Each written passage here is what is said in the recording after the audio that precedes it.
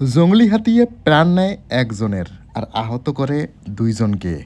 রাতে ঘরে শুয়ে থাকা অবস্থায় জংলি হাতির চাকটা ঘরে এসে একজনকে মেরে ফেলে আর আহত করে দুইজনকে। আর ঘরে থাকা চাউল ধান সব খেয়ে ফেলে। আর এই ঘটনাটা আসামের গোয়ালপাড়া জেলার লক্ষ্মীপুর অঞ্চলের। দেখুন, আর 10টা করে গরিব মানুষের ঘর বাড়ি ভেঙে ফেলে। দেখুন এই ঘটনাটা, এক করুণ দৃশ্য। আর বন্যহস্তি অর্থাৎ জংলি হাতির জাকটায় একজনের প্রাণ নেয়, দুইজনকে আহত করে আর কমসে কম 10টা করে গরিব মানুষের বাড়ি ভেঙে ফেলে। আর এই ঘটনাটা আসামের গোয়ালপাড়া জেলার লক্ষ্মীপুর অঞ্চলের এক করুণ দৃশ্য। দেখুন।